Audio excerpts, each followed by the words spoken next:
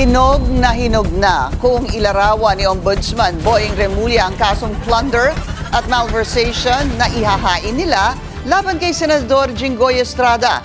Hindi rin safe sa flood control scandal si Senator Joel Villanueva at former House Speaker Martin Romualdez. Narito ang agenda report ni Joan Manalo.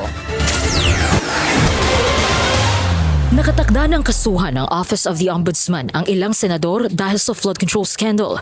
Kabilang dito sina Senators Jinggoy Estrada at Joel Villanueva na pinangalanan ng Department of Justice sa resolusyong isinumite nila sa anti-graft body.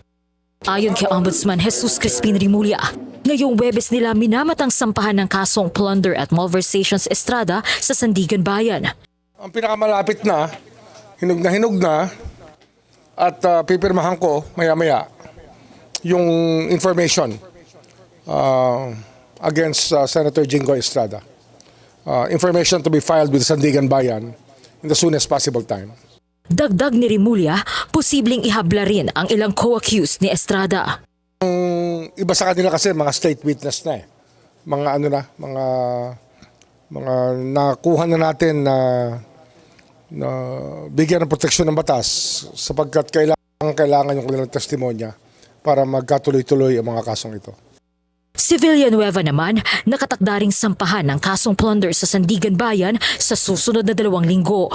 Gusto namin, pag final namin yung kaso, yung ebidensya hawak na namin lahat.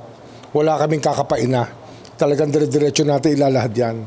Kasi ang problema nga, historically, sa cases ng ombudsman sa Sandigan Bayan, marami inaabot ng 15 taon kasi nga nagkakaroon ng problema sa ebidensya at saka sa mga dilatory tactics. Kaya iniuna namin yung ebidensyang ilalahad namin para pag nag-file kami, ready na kami. At malamang hingin namin dito continuous trial para mailatag namin ang kaso in less than 1 year. Bukod sa mga senador, pinaghahandaan na rin ng Ombudsman ang kasong money laundering laban kay dating House Speaker Martin Romualdez. Isa rin anya sa mga pinakamabigat na kasong maaaring harapin ni Romualdez sa anti-graft court ay ang conspiracy to defraud the Treasury. Hindi madali ilatag yan. So we're being very careful about every premise that we make. Kasi first time ito gagawin sa kasaysayan ng Pilipinas na magkakaroon tayo ng ganitong klaseng kaso. Hindi na muna nagbigay ng timeline ang Ombudsman sa magiging usad ng paghahain ng mga kaso.